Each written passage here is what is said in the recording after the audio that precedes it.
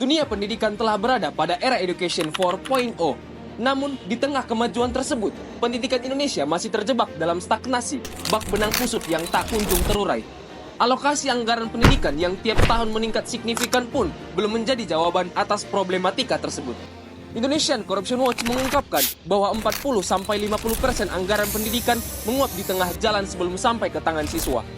Penyelewengan yang terus terjadi menimbulkan efek domino yang merugikan, yakni kurangnya anggaran untuk fungsi sebenarnya. Namun pihak yang melaporkan justru mendapat ancaman, bahkan intimidasi, mengundurkan diri sebagai ASN karena diintimidasi setelah laporan adanya pungli, yang memicu rasa takut, bahkan rasa enggan pada masyarakat untuk melapor. Di sisi lain, pilar pertama visi Indonesia Emas tidak lepas dari pendidikan yang berkualitas. Namun, jika anggaran sebagai fondasi utama terwujudnya pendidikan berkualitas ternyata bermasalah, apakah masih ada harapan untuk Indonesia Emas? Maka, jika saya terpilih menjadi anggota DPR RI untuk menjamin hak pengawasan anggaran pendidikan bagi masyarakat, serta meningkatkan transparansi dan akuntabilitas penggunaan anggaran bagi stakeholder terkait, saya akan memaksimalkan 3 fungsi DPR.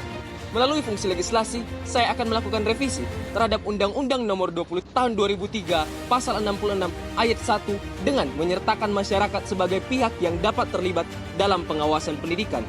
Kemudian, saya akan membuat aplikasi KAP, Kawal Anggaran Pendidikan, dengan 2 fitur utama, yakni pantau dan adukan. Melalui fungsi anggaran, saya akan mengalokasikan anggaran untuk mendukung kinerja seluruh lembaga pengawas pendidikan.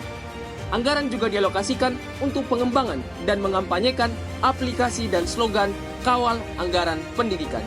Melalui fungsi pengawasan, saya akan memastikan Undang-Undang Nomor 20 Tahun 2003 Pasal 66 tentang pengawasan diimplementasikan dengan baik.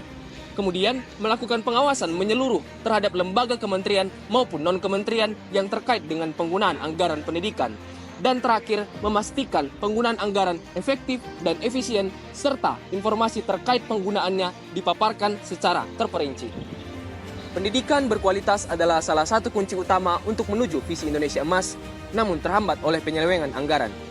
Aplikasi KAP dengan fitur pantau dan adukan, serta pengoptimalan 3 fungsi DPR merupakan strategi komprehensif untuk menghentikan penyelewengan anggaran yang terus terjadi. Mari seluruh elemen bangsa, kita kawal anggaran pendidikan demi terwujudnya pendidikan yang berkualitas untuk melahirkan generasi emas Indonesia. Saya, Sadrak Waruwo, siap menjadi bagian dari Parlemen Remaja 2024.